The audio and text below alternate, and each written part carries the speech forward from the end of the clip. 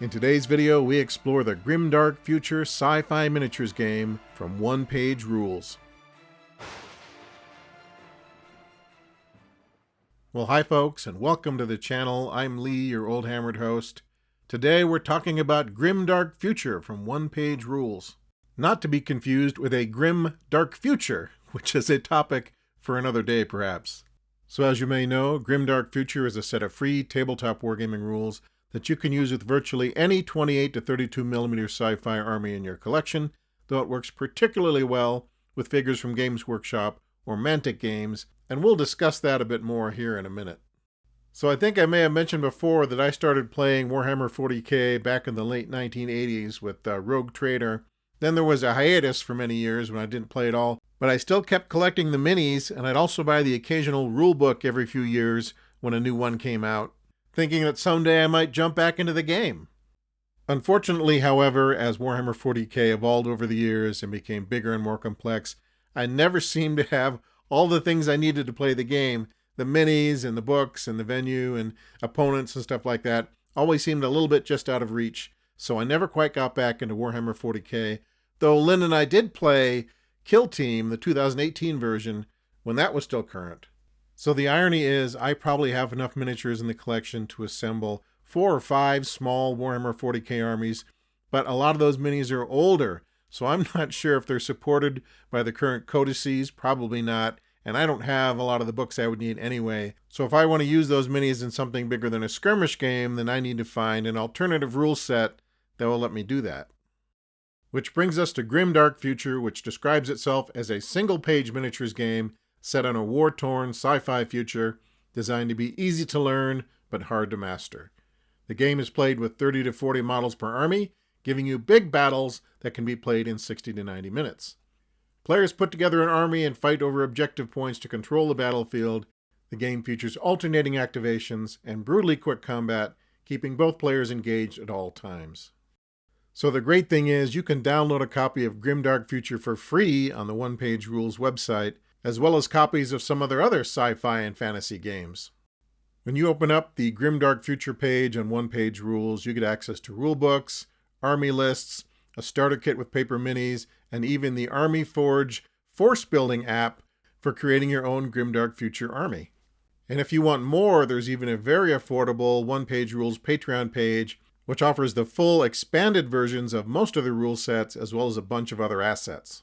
However, if you want to check out the free versions of the rules, you can do so here, and there is indeed a single sheet version of the rules, but we're going to recommend you look at the 16-page basic version, which is what we're showing here.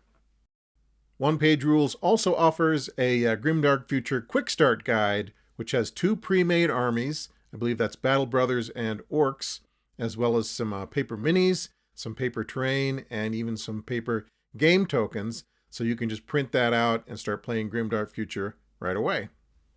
One place where One Page Rules really excels is the comprehensive selection of army lists, many of which seem to correspond with some of the famous 40k factions, while others seem to align with factions from Mantic's Warpath and Dead Zone. So if you ever wanted to pit your favorite Games Workshop minis against the Veerman faction or the Plague faction from Mantic, here's your chance. So to build a Grimdark Future army, start by selecting your chosen faction, and that'll give you the complete list of all the available units and weapon build-outs and other options. Now you can use all this information to write up your army list manually, but there is a slicker way to do it. And that is the free Army Forge Grimdark Future list building web app, which we have used to build several lists, and it is very convenient. So for example, here is a Battle Brothers list. I can choose various units from the faction, and then customize them by picking various weapon loadouts and special abilities, and the app automatically totals up the army points. And then once I'm happy with what I have, I can use the Army Forge web app to generate unit cards, and it also lists all the special rules I'm going to need, which is much better than me having to type everything into a spreadsheet. So after reading the rules and using the Army Forge web app and playing a few sample turns, here are my first impressions about Grimdark Future from One Page Rules. As always, please take them with a grain of salt. They're just my takeaways, and I might have misinterpreted a few things. Essentially, I think Grimdark Future is an efficient, logical, and really clever system for capturing a 40k-like gameplay experience without a lot of extraneous material. While reading these rules, I think I got the gist of things more or less on the first pass. Nothing seemed wonky or hard to understand, and I didn't have to flip back and forth through the pages trying to discern the author's intent or resolve any apparent contradictions. However, I think the real genius of the system is how well the various Grimdark Future army lists correspond with factions from Warhammer 40k or Warpath from Mantic Games. If you have an old GW or Mantic sci-fi army stashed away, odds are you'll be able to find applicable stats for most or all of those units in the Grimdark Future army lists. And if not, I believe there is a points calculator on the One Page Rules Patreon site for creating custom units. So if you have some obscure model you can't live without, you can probably build stats for it. So after playing a couple of sample turns and sort of applying some of the concepts I read in the rulebook, here are some things I found interesting about Grimdark Future. For example, there are no force organization requirements. You simply set a point value for the game, select as many units as you want from your faction's army list, customize them with the desired weapon loadouts and special abilities, and as long as you're under the point cap for the game, you're legal. As I mentioned earlier, Grimdark Future uses alternating activations. When a unit activates, it can take one action, which includes options like hold, advance, rush, or charge. There are also optional extra actions that players can agree to include, which include things like hunker down, stealth move, and overwatch. Grimdark Future uses 6-sided dice, and it's helpful to have a bunch of them in different colors. This helps when, say, you have a unit firing with 4 heavy rifles and a heavy machine gun. Then you can use different dice to represent each weapon and roll them all at once. Individual heroes can be attached to a unit, which gives the unit a morale buff and also protects the hero from being sniped since the hero dies last.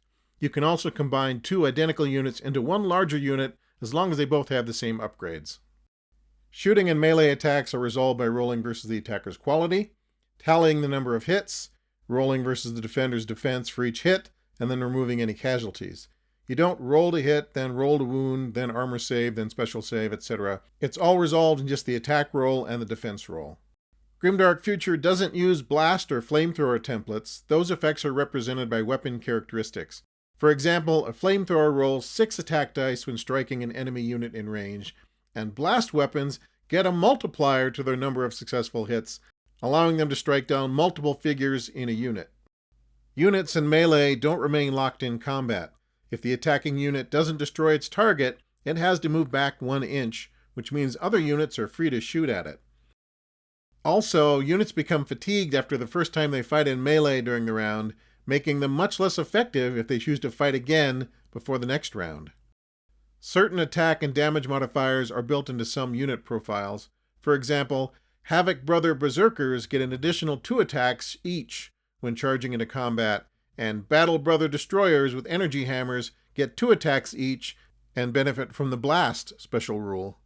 Also, tough units like Destroyers, Heroes, and Vehicles have multiple wounds, so they need to be whittled down over time. So bottom line, I think the Grimdark Future movement and combat system is clean, efficient, and definitely gets the job done. However, the army lists and special rules really make this game a good, lightweight proxy for 40k, by recreating the flavor of all those classic units that hobbyists have been collecting for the last 3 decades or so. So those are my first impressions of Grimdark Future from One Page Rules. We're going to practice a bit more and then present our first Grimdark Future gameplay video here in the next few days, so please stay tuned for that. And in the meantime, thanks as always for stopping by. We'll see you next time.